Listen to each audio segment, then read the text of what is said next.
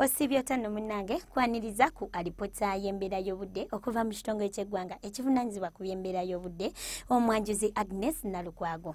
Enkuba yatonye mu bitundu by'eggwanga ebitali bimu era nga ziweredde essaawa 3 ez'okumakya. Kasese efunye millimeters 14 n'akatundu kamu so nga ate Kabale efunye millimeters 3. Mu biseera eby'olweggulo enkuba etonye nga yeetobeseemu n'okubatuka okw'eggulu mu bitundu by'eggwanga ebisinga obungi ne okusingira ddala ebyo ebiri ku mbalama z'ennyanja Nalubaale. Wabula tujja gikuba mu alipoota yaffe ey'enkya. Kino nno kiviiridde ku sseruwandula mpewo ebbiri okunafuwa eziri mu bukiikaddyo bwa Ssemazinga Africa era nga zikuumye omukuubo gw'enkuba nga gukyasaasaanidde okusingira ddala mu bukiikakkono bw'eggwanga lyaffe. Enkya ku makya tusuubira ebitundu by'eggwanga ebisinga obungi omusana okwaka nga gukubakubamu ng'oggyeko ebyo ebiri ku mbalama z'ennyanja Nalubaale tubisuubira okufuna olunywankoko.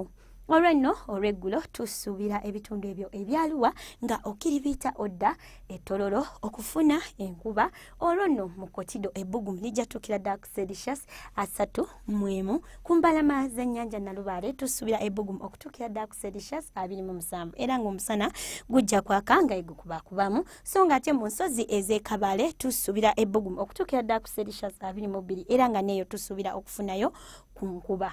Ebibuga eby'ebunaayira ekibuga nga Lagos ne London tubisuubira okufuna enkuba so nga ate ebbugumu mu New York tusuubira okutuukira ddala ku Celsius 33 era nga akasana kajja kusiibira ddala nga keememula. Olwo ebbugumu mu Nairobi tusuubira okutuukira ddala ku Celsius 25.